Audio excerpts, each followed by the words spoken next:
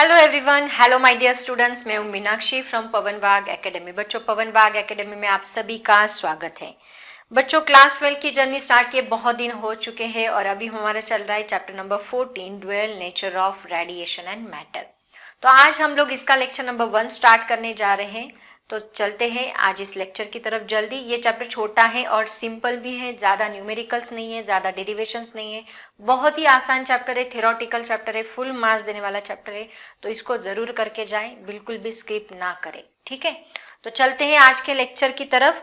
लेकिन बच्चों, इसके पहले मैं आपको बता दूं इस चैप्टर का वेटेज क्या है, क्योंकि बहुत बार बच्चों को कन्फ्यूजन होता है। बच्चों, इस चैप्टर का विदाउट ऑप्शन जो है वो 4 मार्क्स है और मार्क्स विथ ऑप्शन जो है वो 5 मार्क्स का वेटेज है। मतलब 5 मार्क्स का चैप्टर है और थियरी है, तो 5 मार्क्स आपको फुल देके जाएगा definitely.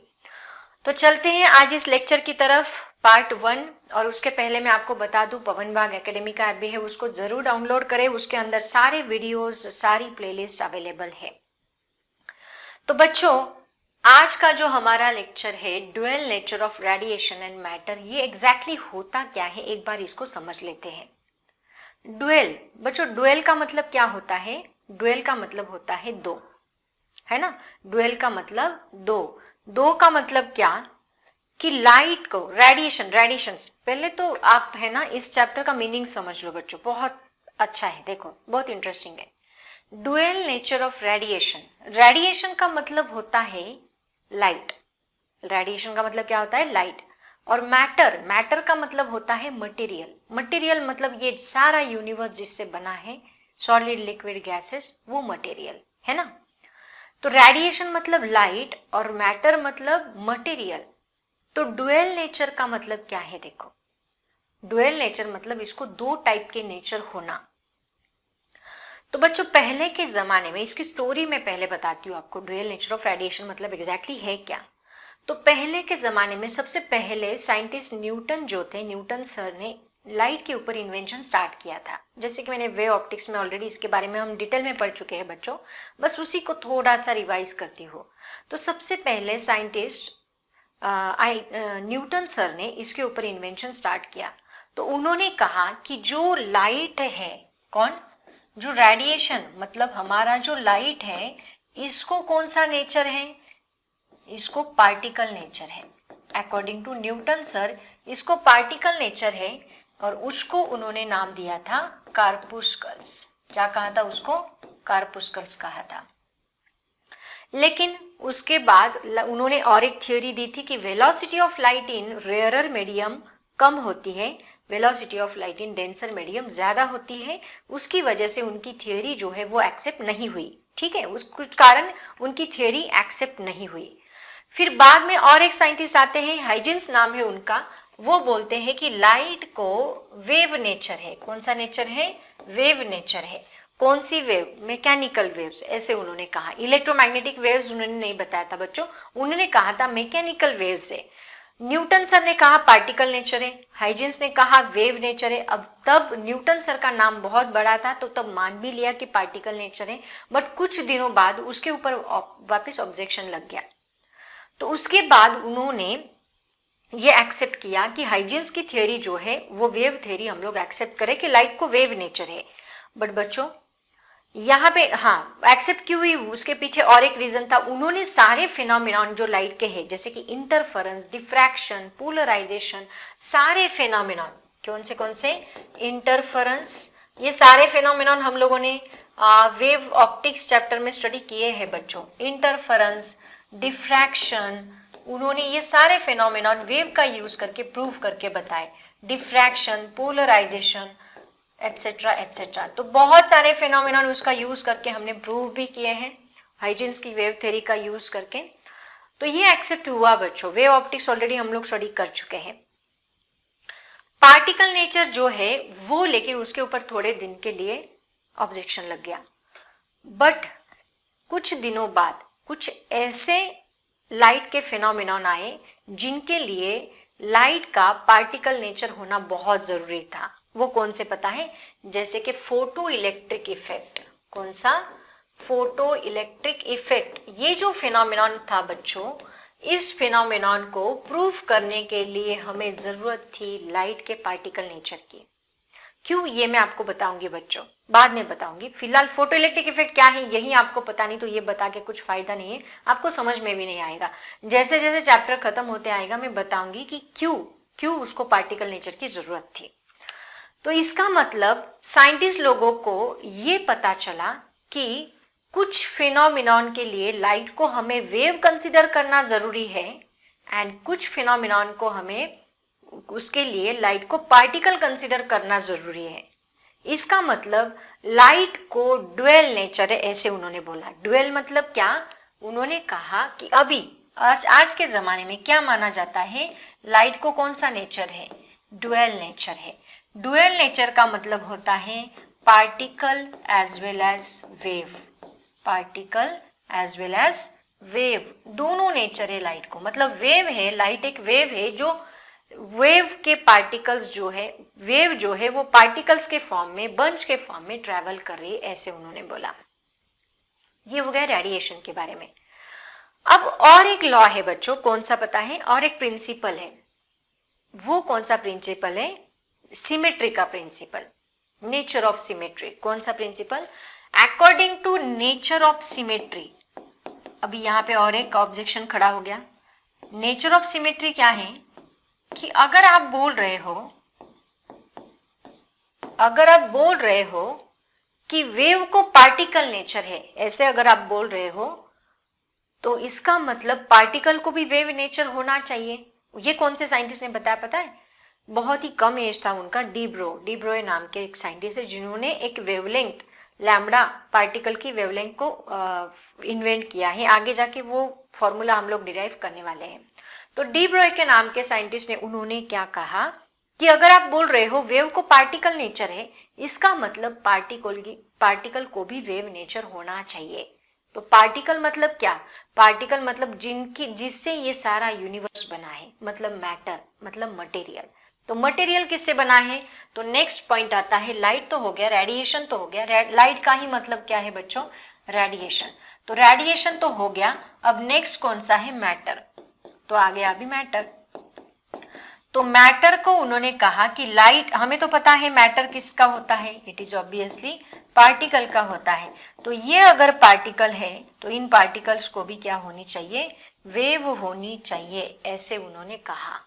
If wave is having a particle nature, that means particle is also having a wave nature. मतलब क्या ये पूरा यूनिवर्स, आप में ये ऑब्जेक्ट्स, ये टेबल, ये सब कुछ क्या ये एक वेव के फॉर्म में है, तो हम फिर वेव के जैसे हिलते क्यों नहीं हिलते, है ना। वेव के जैसे ऐसे मूव होने चाहिए थे, क्रेस्ट एंड ट्रफ। सोचो जरा, पूरा यूनिवर्स क्रेस्ट एंड ट्रफ में चलता तो कैसे होता, है ना, इमेजिन करके देखो। बट ऐसे होता नहीं, क्यों नहीं होता, इसी की हम लोग इस चैप्टर में बात करने वाले हैं बच्चों। लेकिन इसके पहले हम कुछ इंपॉर्टेंट फिनोमिनॉन इसके अंदर स्टडी करेंगे, जैसे कि फोटो इलेक्ट्रिक इफेक्ट क्या होता है, फोटो इलेक्ट्रिक इफेक्ट से रिलेटेड सारे पॉइंट्स हम लोग इस चैप्टर में डिस्कस करने वाले हैं। वैसे देखा जाए तो चैप्टर बस 7 पॉइंट्स का ही है बच्चों, टोटल 7 पॉइंट्स ही इसके अंदर इंक्लूडेड है। उसके अंदर 14 नंबर 4 तक हम फोटो सेल वगैरह वो सब कुछ स्टडी करेंगे, और उसके बाद डी ब्रॉगली हाइपोथेसिस वगैरह, उसकी वेवलेंथ वगैरह सब कुछ स्टडी करने वाले हैं। मतलब मैटर का ड्यूअल नेचर स्टार्ट होता है। उसके पहले ड्यूअल नेचर ऑफ रेडिएशन है 14.4 के पहले, और 14.4 के बाद ड्यूअल नेचर ऑफ मैटर है। ऐसे 2 पार्ट्स में इस चैप्टर को डिवाइड किया गया है। तो बहुत सिंपल चैप्टर है, थ्योरेटिकल चैप्टर है, मार्क्स देने वाला चैप्टर है, तो जरूर स्टडी करें। तो स्टार्टिंग से लेते हैं। सबसे पहले इलेक्ट्रोमैग्नेटिक रेडिएशन क्या होता है बच्चों। इलेक्ट्रोमैग्नेटिक रेडिएशन आपको याद है, मैंने डांस करके बताया था, मैं वेव हूं, ये मेरा कौन सा, दिस इज मैग्नेटिक फील्ड है and this is electric field है। तो कोई पार्टिकल जब एक्सेलरेट करता है तो वो कौन सी वेव में, इलेक्ट्रोमैग्नेटिक वेव में। मतलब उसके पास तीनों वेव्स होती है, तीनों नहीं दोनों वेव्स होती है। ये वेव है मान लो, तो मैग्नेटिक फील्ड किसके अलोंग चल रही है, मान लो मैग्नेटिक फील्ड वाई एक्सिस के अलोंग चल रही है और इलेक्ट्रिक फील्ड जेड एक्सिस के अलोंग चल रही है। तो मैग्नेटिक फील्ड ऐसी चलेगी, है ना, एंड इलेक्ट्रिक फील्ड ऐसी चलेगी। तो इसी को मैंने डांस करके आपको पढ़ाया था, याद है। अभी भी डांस करके दिखाऊं मैं आपको, चलो डांस देखने के लिए रेडी हो जाओ। ये वेव किस एक्सिस के अलोंग चल रही है, एक्स एक्सिस के अलोंग, तो मैं वेव हूं, मैं जाऊंगी एक्स एक्सिस के अलॉन्ग, ये मेरा वाई एक्सिस है, ये मेरा जेड एक्सिस है ना, ये गिरेगा नहीं ना, ये मेरा वाई एक्सिस है, ये मेरा जेड एक्सिस है। तो वेव कैसे, ऐसे वाई एक्सिस को मैग्नेटिक फील्ड, जेड एक्सिस को इलेक्ट्रिक फील्ड, तो ऐसे चलेगी। देखो wave, magnetic field, electric field, X axis, Y axis. वापिस आऊ इधर से आऊ, देखो magnetic field, electric field, X axis, Y axis, Z axis, सारे एक्सिस के अलॉन्ग वेव चलती है और कुछ ऐसे डांस करते करते वेव चलती है। चलो हंसो मत, इधर ध्यान दो। देखो इलेक्ट्रोमैग्नेटिक रेडिएशन का मतलब क्या होता है, इसी को इलेक्ट्रोमैग्नेटिक रेडिएशन कहते हैं, जिसके अंदर इलेक्ट्रिक फील्ड भी है, जिसके अंदर मैग्नेटिक फील्ड है, दोनों साथ में चल रही है। किसी पार्टिकल के एक्सेलरेशन की वजह से, चार्ज पार्टिकल एक्सेलरेट होता है, उसकी वजह से इसको कहा जाता है इलेक्ट्रोमैग्नेटिक रेडिएशन। मतलब क्या, द रेडिएशन मतलब light that are caused by the acceleration of charge particle. मैंने बोला ना, किसी चार्ज पार्टिकल के एक्सेलरेशन की वजह से जो रेडिएशन कॉज्ड होता है उसी को हम लोग बोलते हैं। जिसमें क्या है, which consist of electric and magnetic field vibrating sinusoidally, sine wave के फॉर्म में sinusoidally, and right angles to each other, जो एक दूसरे को परपेंडिकुलर है, जो एक दूसरे को परपेंडिकुलर है। ऑब्वियसली ये तीनों एक दूसरे को परपेंडिकुलर है बच्चों, and which is also perpendicular to the direction of propagation. Electric field, magnetic field एक दूसरे को परपेंडिकुलर है, ये इसको परपेंडिकुलर है। देखो ये मेरा हाथ इस साइड जा रहा है, ये इस साइड जा रहा है, दोनों एक दूसरे को परपेंडिकुलर है। चेक करो, थोड़ा सा हाँ सीधा करती हूँ, ये सीधा, दोनों एक दूसरे को परपेंडिकुलर है। और मैं ऐसे चल रही हूं तो ये लाइन भी, ये तीनों को एक दूसरे को परपेंडिकुलर है बच्चों, है ना।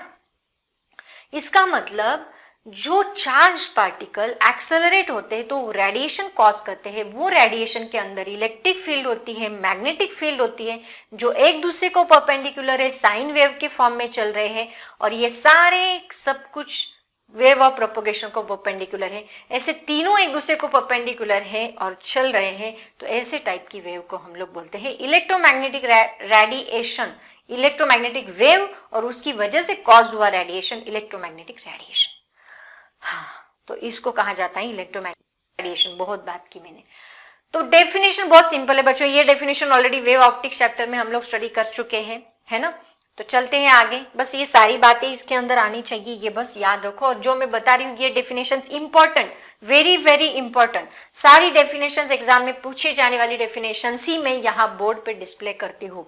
तो इनके नोट्स उसी तरह से निकालो, खुद की नोट्स निकालो, लेजीनेस हटा दो, नोट्स निकालना स्टार्ट करो।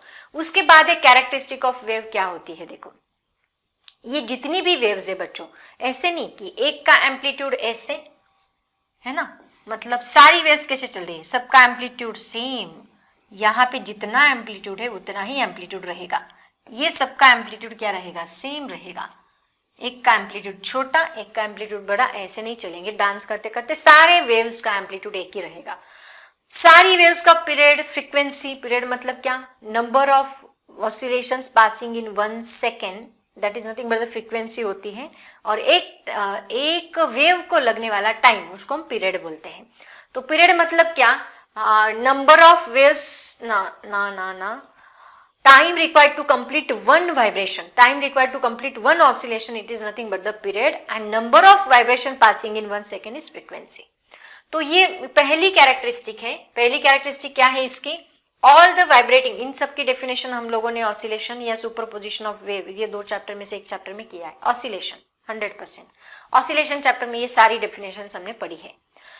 तो बच्चों, all the vibrating particles of medium have the same amplitude, period and frequency. सारे वाइब्रेटिंग पार्टिकल का एम्पलीट्यूड सेम होता है, सबकी फ्रीक्वेंसी सेम होती है, सबका पीरियड भी सेम होता है। ओके, दूसरा कैरेक्टरिस्टिक है state of oscillation, that means phase changes from particle to particle. मतलब देखो, एक पार्टिकल का यहाँ पे 0 एंगल है, उसके बाद यहाँ एंगल होता है 90, यहाँ एंगल होता है 180, यहाँ एंगल होता है 370, 3 पाई बाई 2, यहाँ पे एंगल होता है 2 पाई, मतलब इनका फेज जो है पार्टिकल टू पार्टिकल एंगल क्या हो रहा है, चेंज हो रहा है। So particle to particle state of oscillation get change. ये दो ही कैरेक्टरिस्टिक है, बहुत सिंपल है बच्चों, दोनों कैरेक्टरिस्टिक्स लर्न करना। This is everything included in introduction part, that's it, okay. उसके बाद चलते हैं बच्चों नेक्स्ट टॉपिक की तरफ। नेक्स्ट टॉपिक है हमारा फ्रीक्वेंसी एंड वेव नंबर। सारा इंट्रोडक्शन का पार्ट है बच्चों, इंट्रोडक्शन में ही आपको इसकी डेफिनेशन भी पूछी है, ये बहुत बार हम लोग पढ़ चुके हैं इस डेफिनेशन को भी। तो क्या है फ्रीक्वेंसी की डेफिनेशन, मतलब क्या, मैंने आपको बताया, it is reciprocal of time period, मतलब number of oscillations, number of vibrations, number of cycles passing in 1 second. मतलब देखो, मान लो 1 सेकेंड का टाइम हमने लगाया और 1 सेकेंड में यहां से लाइट की 1 वेव, 2 वेव, 3 वेव पास करी, 1 वेव, 2 वेव, 3 वेव, तो इसकी फ्रीक्वेंसी हो गई 3 हर्ट्ज। ये इसका एसआई यूनिट है। मान लो 1 सेकेंड में यहाँ पे कितनी वेव्स पास की, 1 2 3 4 5 6 वेव्स पास की, 1 2 3 4 5 6, तो इसकी फ्रीक्वेंसी बनेगी 6 हर्ट्ज। तो बच्चों इसको कहा जाता है frequency, number of cycles passing in 1 second called as frequency. और इसको हम कैसे लिखते हैं, frequency is equal to 1/t, इसका ऐसा यूनिट होता है हर्ट्ज। तो इसको हम हर्ट्ज में, हर्ट्ज मतलब क्या, एक साइंटिस्ट का नाम है। तो हर्ट्ज, ये कैसा साइंटिस्ट है मैम हम लोग इंग्लिश में बोलते हैं ना हर्ट्ज, मुझे बहुत ही हर्ट किया। हर्ट किया मतलब क्या, वो अलग टाइप का हर्ट है। ये हर्ट्ज, जेड लगा है इसके लास्ट में, HG ऐसे उसका सिंबल है। तो ये एक साइंटिस्ट का नाम है बच्चों। उसके बाद आता है वेव नंबर। वेव नंबर हम कैसे मेजर करते हैं, that is equal to number of waves per unit distance. ठीक है, मतलब मान लो हम लोगों ने 10 मीटर का डिस्टेंस लिया है, तो 1 मीटर के अंदर कितनी वेव्स आ रही है, उसको हम बोलते हैं वेव नंबर।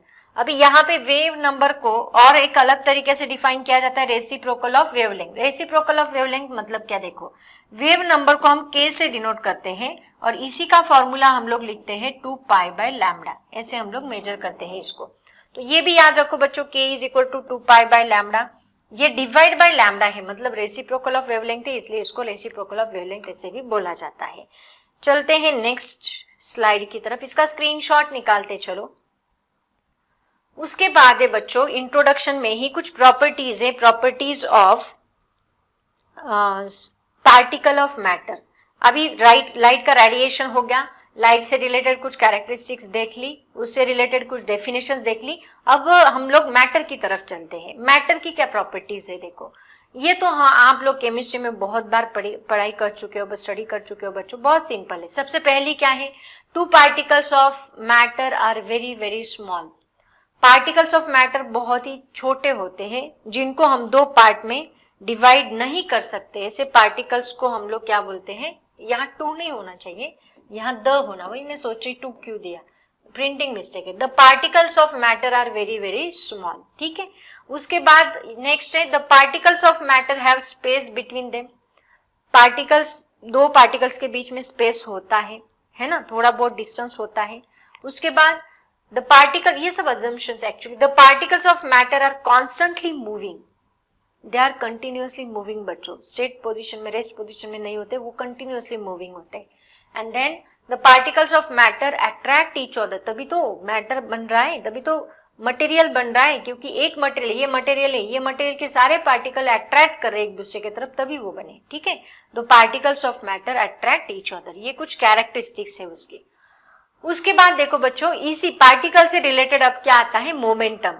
मोमेंटम मतलब क्या, it is the product of mass and velocity. Already हम फर्स्ट चैप्टर में स्टडी कर चुके हैं। Momentum is defined as, momentum is defined as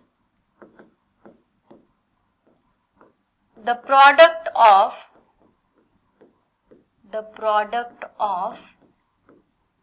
mass and velocity, the product of mass and velocity called as momentum। मतलब क्या, momentum is equal to, actually momentum को हम p से डिनोट करते हैं ना, it is a vector quantity, तो p बार से डिनोट करते हैं हम। p bar is equal to mass into velocity, mass into velocity। मतलब P bar is equal to हम लिखते हैं P bar is equal to M into V bar, ठीक है। उसके बाद आता है हमारा नेक्स्ट पॉइंट, एक मिनट, इसका ऐसा यूनिट भी लिख लेते हैं बच्चों। ऐसा यूनिट क्या आएगा बोलो, इसका मास का आएगा kilogram into metre per second, ये इसका ऐसा यूनिट आएगा। जल्दी से स्क्रीनशॉट निकालो, फिर हम नेक्स्ट पॉइंट की तरफ चलते हैं। एक बार कैमरा चेक कर लो। उसके बाद चलते हैं बच्चों नेक्स्ट टॉपिक की तरफ, जिसका नाम है, एक क्वेश्चन है एक्चुअली, कैन यू रिकॉल में ये सारे सवाल पूछे गए हैं। तो उसमें ये क्वेश्चन पूछा गया है, what are the different types of energies that are particle of matter can possess. Different types of energy कौन सी है। वैसे देखा जाए बच्चों तो पार्टिकल के पास सारी एनर्जी होती है, काइनेटिक एनर्जी होती है, पोटेंशियल एनर्जी होती है, बट ऐसे अज्यूम किया जाता है कि फोर्स ऑफ अट्रैक्शन जो है पार्टिकल के बीच में, that is nearly equal to zero, resultant force zero है ऐसे माना जाता है। इसीलिए हम लोग पोटेंशियल एनर्जी जो है वो जीरो है ये मान के चलते हैं। तो यहाँ पे हम सबसे इंपॉर्टेंट कौन सी एनर्जी लेते हैं, the particle of matter can possess, ऐसे इसका आंसर लिखो, the particle of matter can possess, कौन सी एनर्जी है उसके पास, can possess the kinetic energy, kinetic energy, उसके पास काइनेटिक एनर्जी होती है, ठीक है। पोटेंशियल एनर्जी उसको जीरो मान के चलते हैं। उसके बाद देखो बच्चों next point, it is very important. ये जो फॉर्मूला मैं अभी आपको बताने वाली हूं ना, ये बहुत ज्यादा इंपॉर्टेंट है, आगे जाके सभी जगह पे हम लोग ये फॉर्मूला यूज करने वाले हैं। बच्चों प्लैंक्स नाम के एक साइंटिस्ट थे, उन्होंने एक मॉडल प्रपोज किया था। ब्लैक बॉडी रेडिएशन पे उनका रिसर्च चल रहा था प्लैंक्स नाम के साइंटिस्ट का। तो उन्होंने ऐसे ऑब्जर्व किया, उन्होंने जो मॉडल प्रपोज किया था उसमें उन्होंने ऐसे ऑब्जर्व किया कि एनर्जी जो है ये एक पैकेट्स के फॉर्म में बाहर निकलती है। मतलब जो रेडिएशन होता है लाइट का, ये सिंगल पार्टिकल बाहर नहीं निकलता, ऐसे बंच बाहर निकलता है, पैकेट बाहर निकलता है, ऐसे उन्होंने कहा था। मतलब प्लैंक ने जो मॉडल प्रपोज किया था वो ऐसे डिनोट करा है, ऐसे ऑब्जर्व करा है, ऐसे कंक्लूजन निकाल रहा है, energy travel in different packets, energy form और energy emitted in the form of packets. कब इमिट होती है देखो, मान लो ये एक लोअर एनर्जी लेवल है ऐसे हम मान के चलते हैं, और ये एक हायर एनर्जी लेवल है ऐसे मान के चलते हैं। पार्टिकल जब यहां से यहां जंप करेगा, हायर एनर्जी लेवल से लोअर एनर्जी लेवल पे जंप करेगा, तो ये जब हायर एनर्जी लेवल पे है बच्चों तो उसके पास बहुत ज्यादा एनर्जी है। मान लो मैंने आपको बोला एक छोटा सा राउंड, मैंने आपको बोला खुद के अराउंड राउंड लगाओ, तो आप खुद के अराउंड ऐसे राउंड लगाओगे, है ना, तो आपके पास कुछ एनर्जी रहेगी। अब मैंने बोला खुद के अराउंड नहीं, आपके घर को राउंड लगाओ, तो आप घर को बड़ा राउंड लगाओगे, तो किसको ज्यादा एनर्जी लगेगी, जो घर को राउंड लगाएंगे उसको ज्यादा एनर्जी लगेगी ना, तो वो हायर एनर्जी होगी। और आप खुद के अराउंड राउंड लगा रहे हैं तो वो लोअर एनर्जी हो गई। वैसे ये हायर एनर्जी है, ये लोअर। तो इनिशियली आप घर को राउंड लगा रहे हैं, ठीक है, तो आपके पास बहुत एनर्जी है, तो ये हायर एनर्जी लेवल पे कौन सा ये पार्टिकल है। अब इस पार्टिकल को हम धक्का देके कहां भेज रहे, लोअर एनर्जी लेवल पे। तो जब when particle jump from higher energy level to lower energy level, at that time it emits radiation. वो क्या करता है, रेडिएशन इमिट करता है, किसके फॉर्म में, एनर्जी के फॉर्म में। और इसकी एनर्जी कितनी होती है पता है, ये जो एनर्जी है that energy is directly proportional to nu मतलब क्या, फ्रीक्वेंसी। जितनी ज्यादा फ्रीक्वेंसी उतनी ज्यादा एनर्जी वो इमिट करेगा, और जितनी कम फ्रीक्वेंसी उतनी कम एनर्जी वो इमिट करेगा। Higher frequency then it possess higher energy, if lower frequency then it possess lower energy. Understand. तो ये किसने कहा था, प्लैंक्स के मॉडल ने कहा था। Planck proposed a model and that model says energy travel और energy produced in different packets। ठीक है, एनर्जी एक पैकेट्स के फॉर्म में ट्रैवल करती है, energy travels in the form of packets. और दूसरा उन्होंने कहा at higher frequency it acquire higher energy, it possess higher energy and that energy is directly proportional to nu. यही फॉर्मूला उन्होंने दिया था। तो देखो ये मैं सब कुछ आपको लिख के देती हूँ अच्छे से। प्लैंक्स मॉडल, यहां पे लिखना है Planck's model possessed, Planck's model proposed, Planck's proposed a model, Planck ने एक मॉडल प्रपोज किया था, Planck's proposed a model that says what says it, 2 के स्पीड से भगा दो जब लिखती हो तब, that says first energy emitted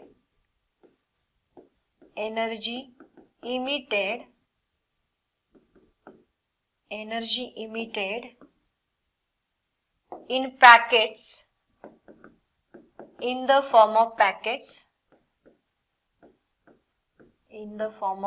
packets, और दूसरा उन्होंने कहा था at a higher frequency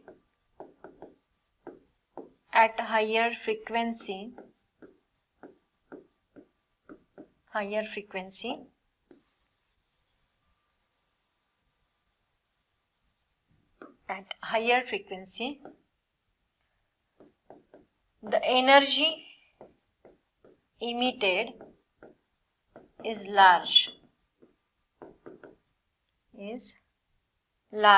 ऐसे बोलो. ओके, ये हो गया planks model.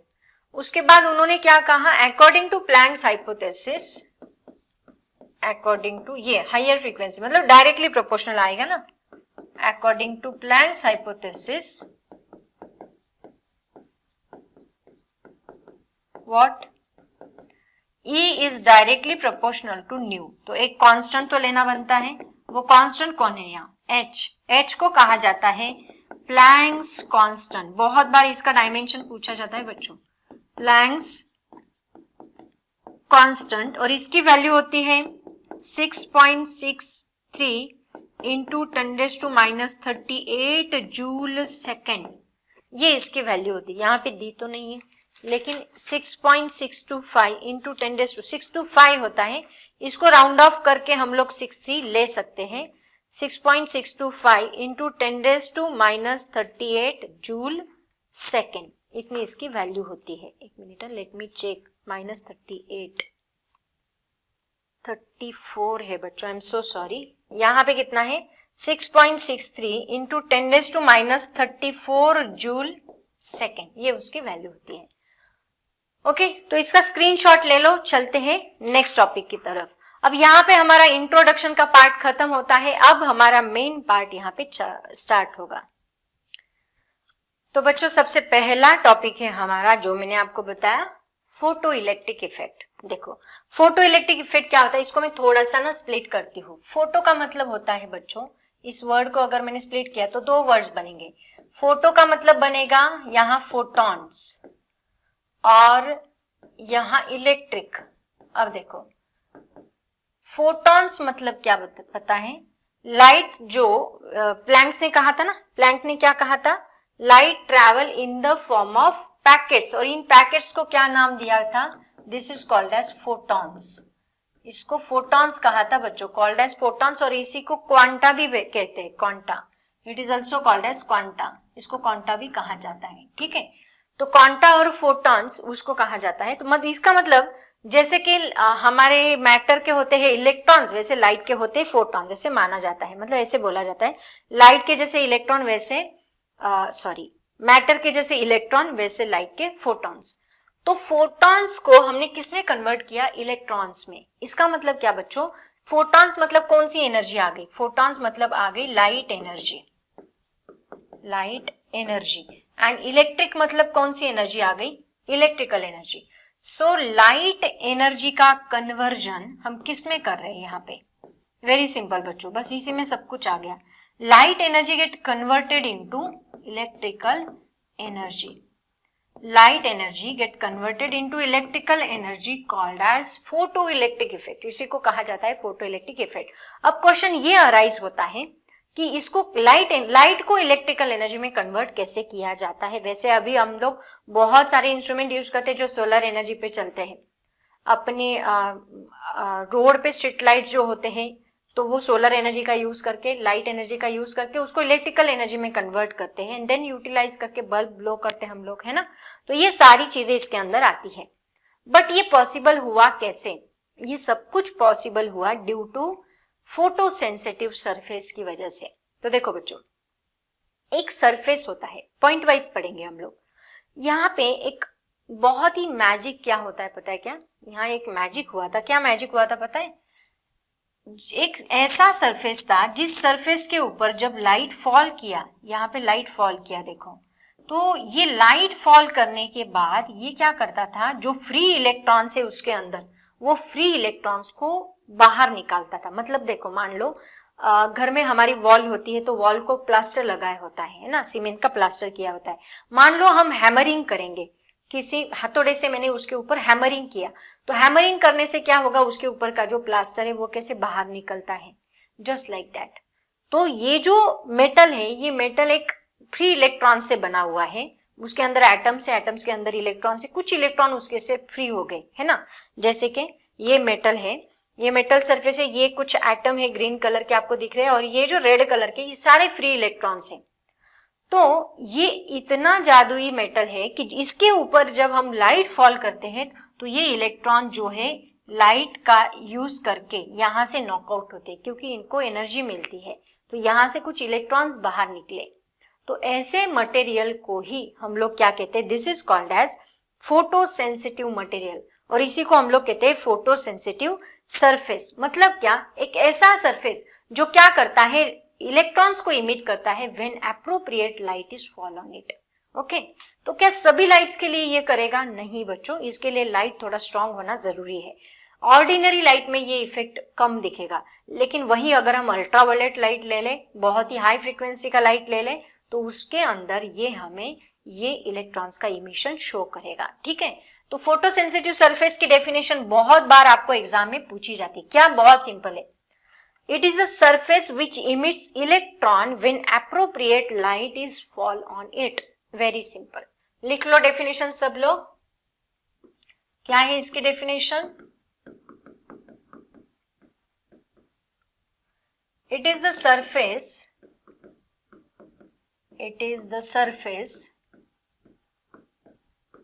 which emits electrons when appropriate light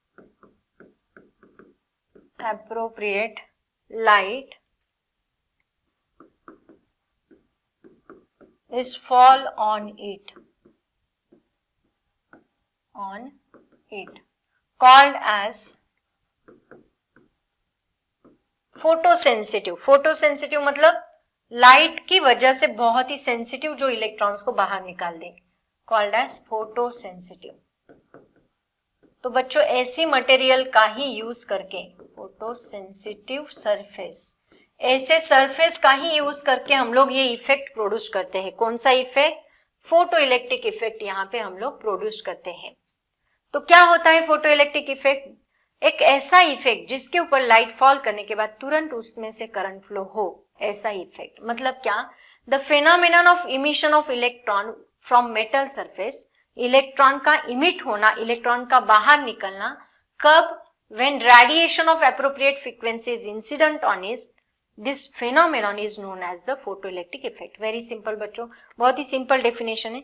जल्दी से इसका स्क्रीनशॉट निकालो, देन हम लोग आगे के टॉपिक की तरफ चलते हैं। लेकिन उसके पहले ये फोटो सेंसिटिव सरफेस है ना, इसको भी आप लोग पहले तो इसको लिखो डेफिनेशन। ये बहुत बार एग्जाम में पूछी जाने वाली डेफिनेशन, 1 मार्क्स के लिए ये डेफिनेशंस पूछी जाती है।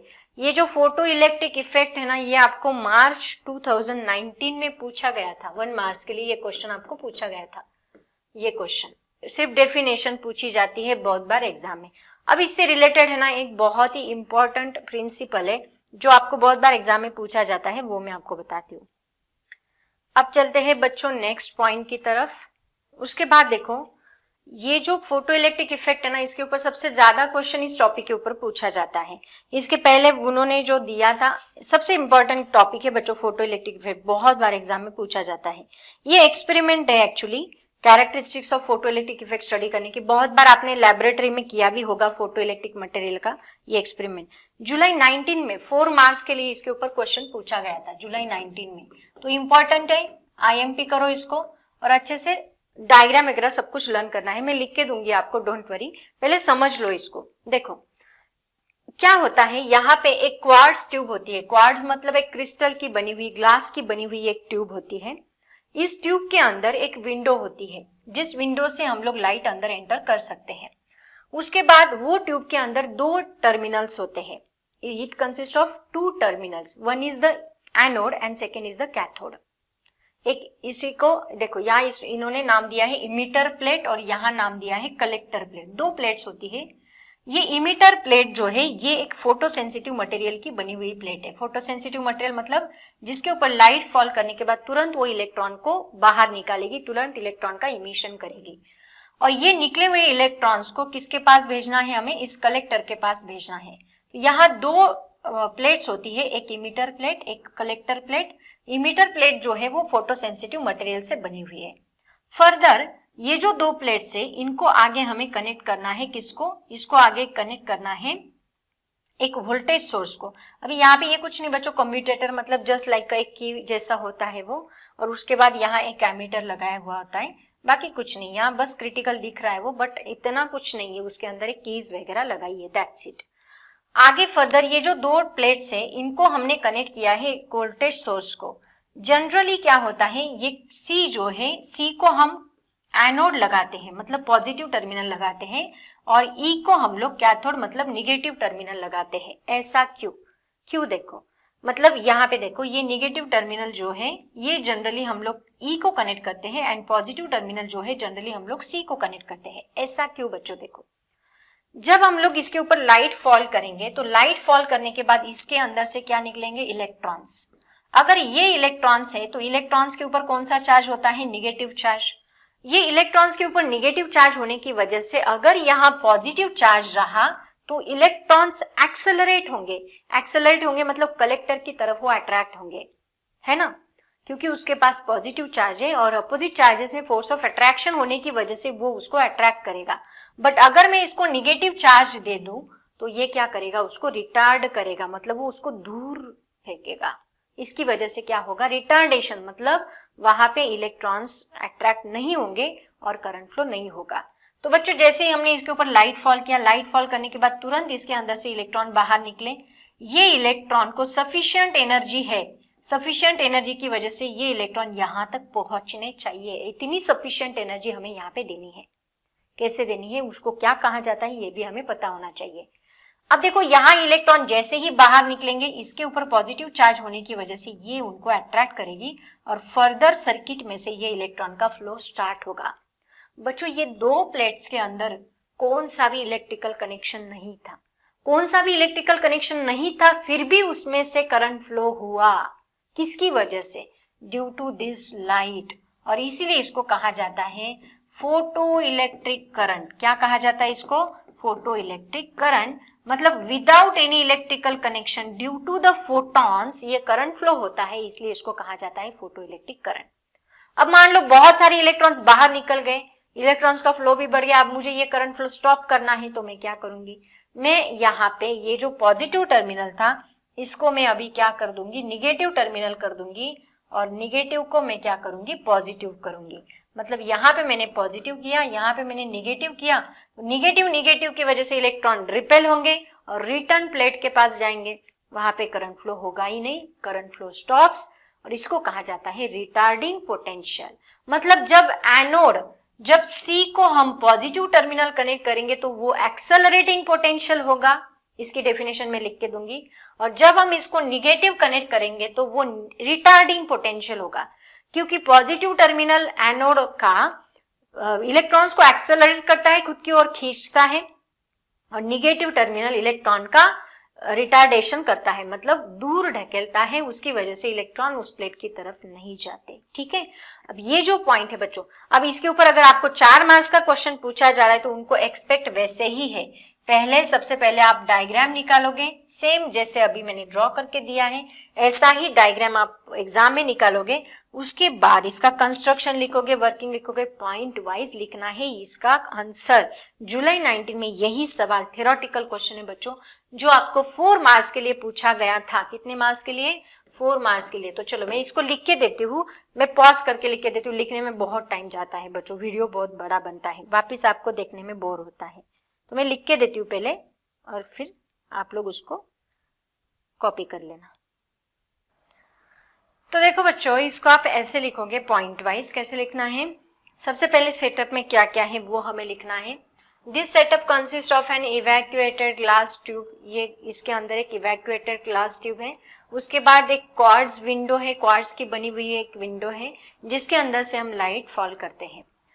This setup consist of an evacuated glass tube with quartz window, है ना। एंड देन सेकेंड पॉइंट आएगा, it contains photo sensitive metal plates. इसमें दो फोटो सेंसिटिव मेटल प्लेट्स हैं, एक को कहा है इमीटर और दूसरी one is the emitter and other is the collector. ऐसे आना चाहिए, सिंपल लैंग्वेज में मैंने बहुत अच्छे तरीके से आपको लिख के दिया है, ठीक है। उसके बाद emitter and collector is connected to a voltage source and ammeter. Emitter and collector को हमने आगे किसको कनेक्ट किया है, एक वोल्टेज सोर्स को कनेक्ट किया है जहां पे पॉजिटिव निगेटिव टर्मिनल होते हैं।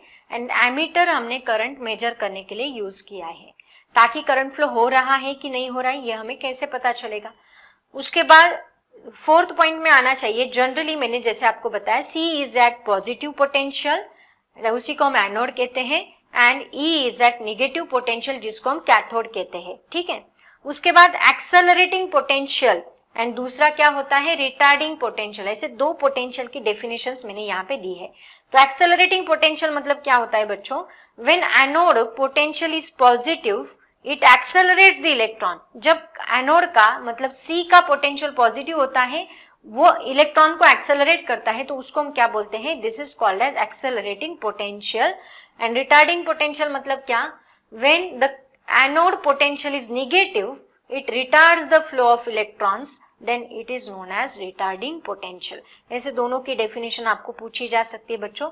ऐसे इस क्वेश्चन का आंसर आप लोग लिखोगे। जल्दी से इसका स्क्रीनशॉट निकाल के, 4 मार्क्स का सवाल है बच्चों, डायग्राम एंड पॉइंट वाइज ये आंसर एक्सपेक्ट करते हैं, ठीक है। इसका भी स्क्रीनशॉट निकालो बच्चों एंड इसका भी स्क्रीनशॉट निकालो, ठीक है। अब चलते हैं नेक्स्ट पॉइंट की तरफ। इससे रिलेटेड सारी छोटी छोटी डेफिनेशंस वो सब कुछ मैं आपको बताने वाली हूँ। देन उसके बाद उसके ग्राफ वगैरह सब कुछ हम लोग देखेंगे। उसके बाद देखो बच्चों, यहाँ पे मोनोक्रोमेटिक लाइट मतलब क्या होता है। देखो, अगर आप यहाँ 3 अलग अलग लाइट्स मैंने दिखाए हैं। यहाँ पे देखो ये व्हाइट लाइट है। व्हाइट लाइट में कौन से कलर्स होते हैं, रेड कलर होता है, विबग्योर, है ना, सारे कलर्स होते हैं, स्पेक्ट्रम। यहाँ रेड कलर की वेवलेंथ देखो अलग अलग है, रेड कलर की वेवलेंथ अलग अलग है। ये वेवलेंथ देखो, ये इसका डिस्टेंस सबसे ज्यादा है, इसका डिस्टेंस कम है, इसका और भी कम है। इसका मतलब इसकी वेवलेंथ सबसे ज्यादा है। व्हाइट लाइट से निकलने वाले हर एक कलर की वेवलेंथ अलग अलग है। यहाँ पे अगर आप चेक करोगे तो ये मोनोक्रोमेटिक लाइट है। मोनो मतलब सिंगल, क्रोमेटिक मतलब वेवलेंथ। सिंगल वेवलेंथ या सिंगल फ्रीक्वेंसी वाला light which consist of a specific frequency called as monochromatic light. मतलब इससे निकलने वाले सारी वेव सेम रहेगी। सबकी वेवलेंथ चेक करो, सबकी वेवलेंथ सेम है। तो इन सबका डिस्टेंस जो है दो क्रेस्ट के बीच में या फिर दो ट्रफ के बीच में वो सेम रहेगा। सेम यहाँ पे भी देखो, ये दोनों के बीच में ये बहुत सारी वेव्स है। ये लेजर लाइट है बच्चों। तो लेजर लाइट एक मोनोक्रोमेटिक लाइट होता है, सिंगल वेवलेंथ वाला लाइट, है ना। तो इसकी डेफिनेशन आपको पूछी जा सकती है, तो मैं आपको इसकी डेफिनेशन लिख के देती हूँ। मोनोक्रोमेटिक लाइट मतलब क्या होता है, अ लाइट विच हैविंग या फिर विच कंसिस्ट ऑफ, ऐसे भी लिखा तो भी चलेगा, हैविंग अ स्पेसिफिक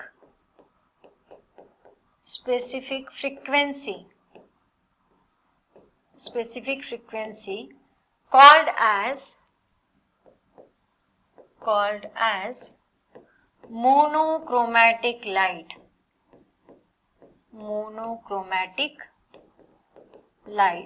या फिर हम इसको बोल सकते हैं क्या, a light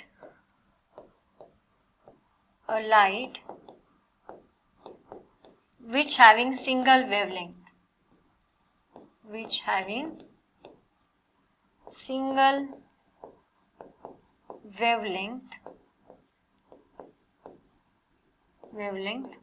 of all waves which are emitted from it, okay। तो इसको हम लोग बोलते हैं मोनोक्रोमेटिक लाइट। उसके बाद चलते हैं बच्चों, that is photo electron. Photo electron मतलब जब हम एक पर्टिकुलर फ्रीक्वेंसी का लाइट किसी मेटल सरफेस के ऊपर फॉल करेंगे तो उसके अंदर से जो इलेक्ट्रॉन्स बाहर निकलेंगे, electrons emitted from the metal surface when light is fall on it, that electrons is nothing but the photoelectron. photons की वजह से निकले हुए इलेक्ट्रॉन्स, इसको हम बोलते हैं photo electrons. The electrons which emitted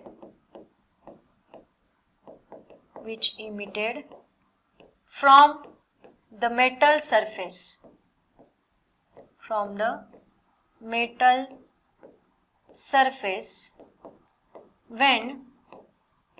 when light is fall on it, is called photoelectrons.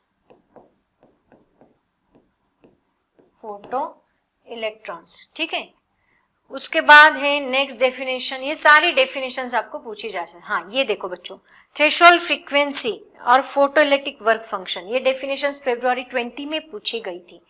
Threshold frequency मतलब क्या होता है? देखो मैंने आपको बोला अभी, मान लो एक प्लास्टर है, वॉल का प्लास्टर है, ठीक है. मैंने आपको बोला आप हथौड़ा लो और वो प्लास्टर आपको निकालना है. वॉल के ऊपर जितना भी प्लास्टर है उसको आपको निकालना है. अब यहाँ पे जब हम हथौड़ा लेंगे बच्चों, तो इनिशियली हमने हथौड़े से उसको मारा. मारने के बाद उसके अंदर से प्लास्टर बाहर नहीं निकलेगा, तो हमने और जोर से मारा. और जोर से मारने के बाद फिर भी प्लास्टर बाहर नहीं निकला, और जोर से मारा. तो जितनी आप फ्रीक्वेंसी बढ़ाते जाओगे, फिर एक पर्टिकुलर फ्रीक्वेंसी को, पर्टिकुलर हैमरिंग को, वहां से प्लास्टर बाहर निकलेगा. और एक बार प्लास्टर बाहर निकला तो उसके बाद आप लाइट बढ़ाते जाओगे, तो उसके बाद कंटिन्यूअसली प्लास्टर निकलता जाएगा. लेकिन पहला हैमरिंग आपको जोर से करना है ना. तो जिस फ्रीक्वेंसी को, जिस मिनिमम फ्रीक्वेंसी को, मतलब यहाँ पे हम लाइट लेने वाले हैं. अभी हमने क्या किया, ये मेटल सरफेस लिया, ये इलेक्ट्रॉन्स है, ठीक है. हमने एक कुछ तो भी पर्टिकुलर फ्रीक्वेंसी का लाइट इसके ऊपर फॉल किया, इलेक्ट्रॉन्स बाहर नहीं निकले. फिर हमने और फ्रीक्वेंसी बढ़ा दी. फ्रीक्वेंसी बढ़ाने के बाद फिर भी इलेक्ट्रॉन्स बाहर नहीं निकले. फिर हमने और फ्रीक्वेंसी बढ़ा दी. अब जिस फ्रीक्वेंसी को ये इलेक्ट्रॉन यहां से निकल के बाहर चला जाएगा, जिस मिनिमम फ्रीक्वेंसी को ये पॉसिबल है, उस मिनिमम फ्रीक्वेंसी को हम लोग क्या बोलते हैं? Threshold frequency. मतलब क्या? The minimum frequency of incident radiation, बच्चों इसको हम न्यू 0 से डिनोट करते हैं. थ्रेशोल्ड फ्रीक्वेंसी को minimum frequency of incident radiation required to start the photo emission. Minimum frequency, electron का इमिशन स्टार्ट करने के लिए जो मिनिमम फ्रीक्वेंसी लगती है रेडिएशन की, उसी को हम लोग बोलते हैं थ्रेशोल्ड फ्रीक्वेंसी. ठीक है. Minimum frequency of incident radiation required to start the photo emission in any photosensitive material, this is known as threshold frequency. और इसी एनर्जी को, एनर्जी क्या रहेगी इस वक्त इसकी? E is equal to h nu बोला ना, तो h nu according to Planck's hypothesis, new 0 है तो यहाँ पे क्या आएगा? न्यू 0. इसी एनर्जी को बोला जाता है बच्चों, ये जो मिनिमम एनर्जी रहेगी इसको कहा जाता है photo electric work function. Very important formula, इसके ऊपर बहुत सारे क्वेश्चंस होते हैं. फोटो इलेक्ट्रिक वर्क फंक्शन देखो, और इसको किससे डिनोट किया जाता है? इसको ई से नहीं, इसको फाई 0 से डिनोट किया जाता है. मिनिमम फ्रीक्वेंसी, मिनिमम एनर्जी, इसको हम फाई 0 से. ये फॉर्मूला मैंने कहां से लाया? प्लैंक्स हाइपोथेसिस से. ठीक है.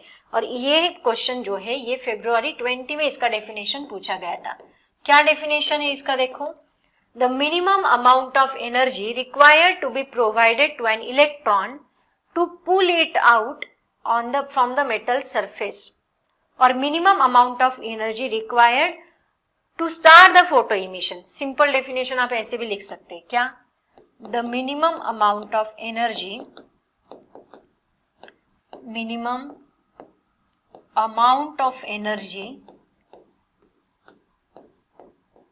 required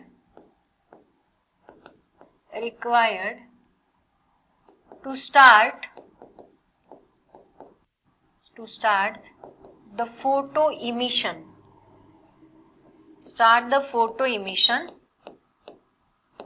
called as photoelectric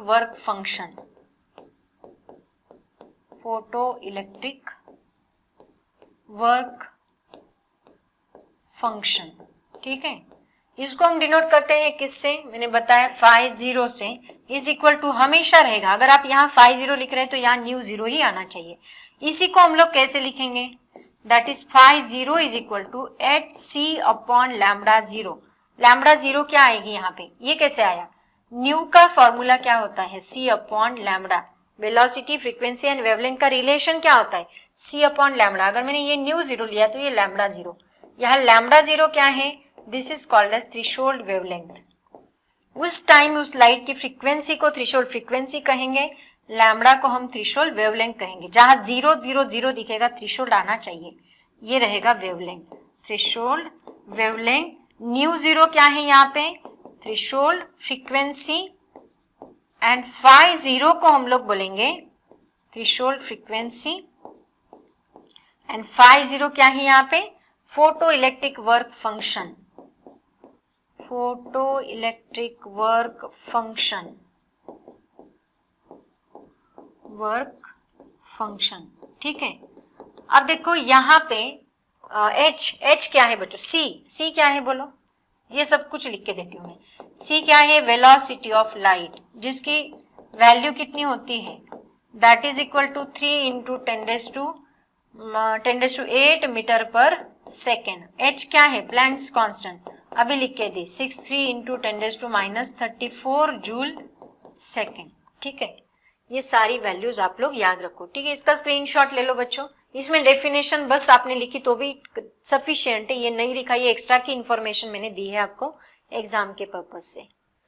उसके बाद देखो बच्चों, can microwave be used in the experiment of photo electric effect. मैंने क्या बोला, हाई फ्रीक्वेंसी, माइक्रोवेव की फ्रीक्वेंसी ज्यादा हाई नहीं होती बच्चों, इसीलिए हम लोग ये यूज नहीं कर सकते। We can not use microwave for experiment on photo electric effect, क्योंकि उनकी फ्रीक्वेंसी लो होती है, इसलिए हमें हाई फ्रीक्वेंसी की जरूरत होती है। Is it always possible to see photo electric effect with red light, no.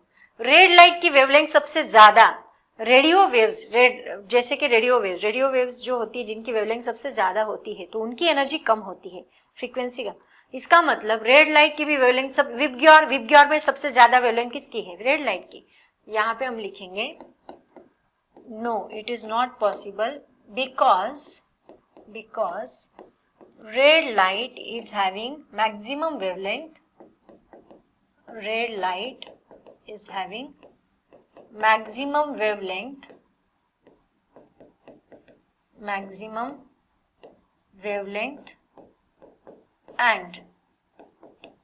and minimum